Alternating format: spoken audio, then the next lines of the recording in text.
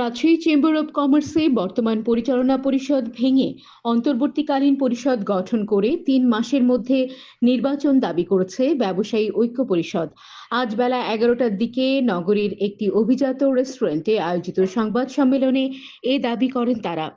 সংবাদ সম্মেলনে সংগঠনটির নেতৃবৃন্দরা বলেন, গত ১৫ বছরে রাজশাহী চেম্বার অব কমার্সকে দলীয় প্রতিষ্ঠানে পরিণত করা হয়েছে। দেশের অর্থনৈতিক উন্নয়ন ও ব্যবসা প্রসারে চেম্বার অব কমার্স গুরুত্বপূর্ণ ভূমিকা পালনের কথা, অথচ গত ১৫ বছরে রাজনৈতিক দলের লেজুর ভিত্তিক সংগঠনে পরিণত করা হয়েছে প্রতিষ্ঠানটিকে।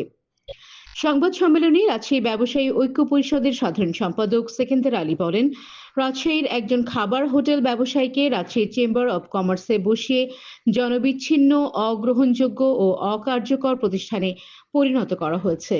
তিনি বলেন, Rajshahi chamber of commerce and ইন্ডাস্ট্রির বর্তমান পরিচালনা পরিষদ ভেঙে একটি অন্তর্বর্তীকালীন পরিষদ গঠন করে ৩ মাসের মধ্যে সুষ্ঠু ভোটের মাধ্যমে নতুন পরিচালনা পরিষদ চান রাজশাহীর ব্যবসায়ীরা।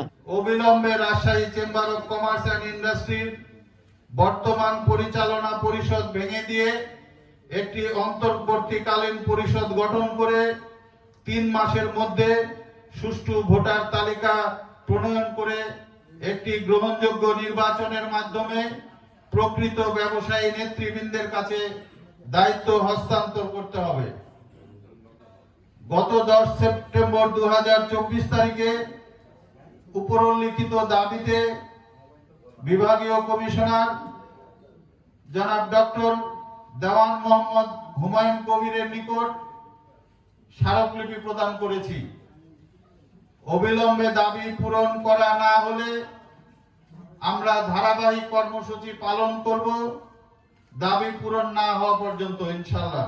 আয়োজিত এই সংবাদ সম্মেলনে রাজশাহী ব্যবসায়ী ঐক্য পরিষদের বিভিন্ন ইউনিটে শতাধিক নেতৃবৃন্দ উপস্থিত ছিলেন।